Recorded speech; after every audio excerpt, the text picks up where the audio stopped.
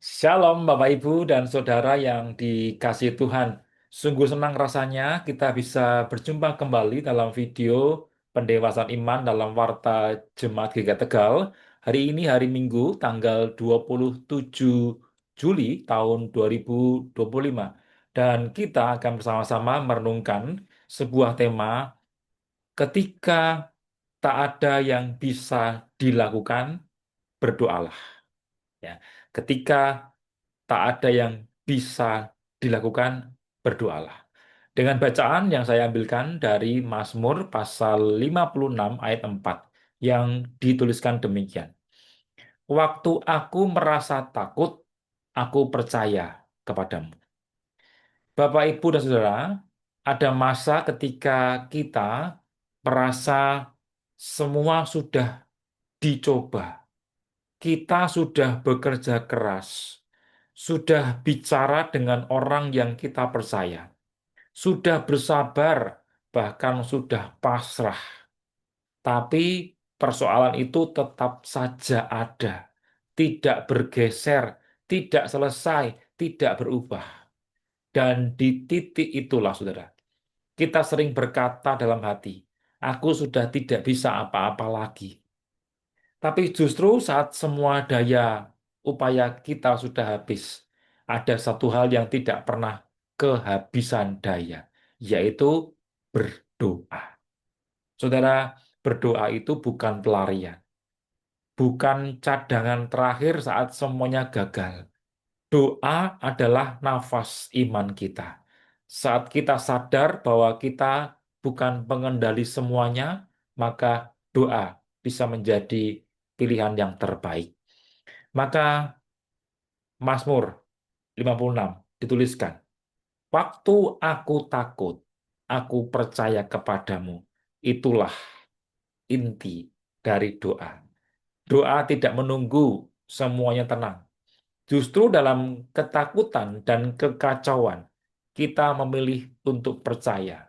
Percaya bahwa Tuhan tetap hadir, bahkan ketika dunia terasa hening.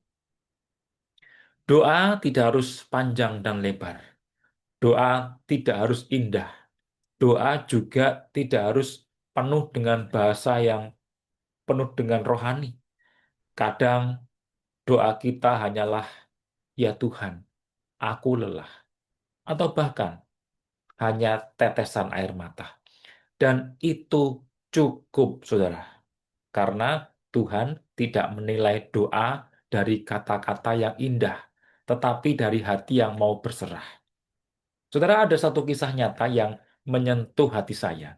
Di tahun 2022, seorang biarawati bernama Suster Suelen Tennyson, usianya 83 tahun, diculik oleh kelompok bersenjata di pedalaman Afrika Barat. Dia ditawan selama hampir 5 bulan, tanpa makanan yang layak, tanpa tempat tidur, tanpa Alkitab, tanpa teman yang menghibur. Dia tidak punya siapa-siapa, tetapi dia tetap punya satu hal, yaitu doa. Setiap hari dia berdoa dalam diam, dalam gelap, dalam ketidakpastian. Dia berkata, berdoa membuatku kuat, membuatku bisa bertahan, karena saat itu aku tidak punya apa-apa. Dan akhirnya, saudara, dia bisa dibebaskan tanpa uang tebusan, tanpa negosiasi politik. Dia bebas itu semua karena Tuhan bekerja saat jalan dunia ditutup. Mungkin hari ini, saudara, kita juga sedang merasa seperti itu. Kita sedang terjepit, tidak tahu harus cerita ke siapa, tidak tahu harus mulai dari mana.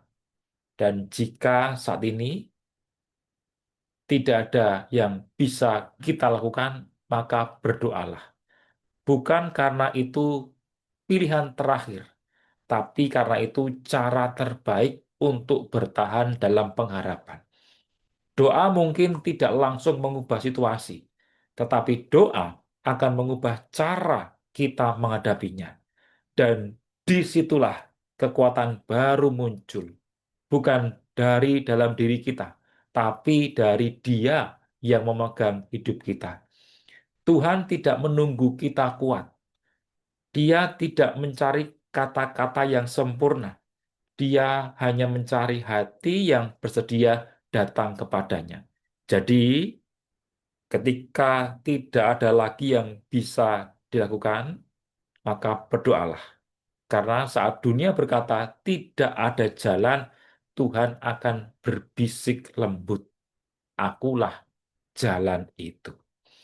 Kiranya kita semua diberkati oleh Tuhan melalui renungan kita hari ini.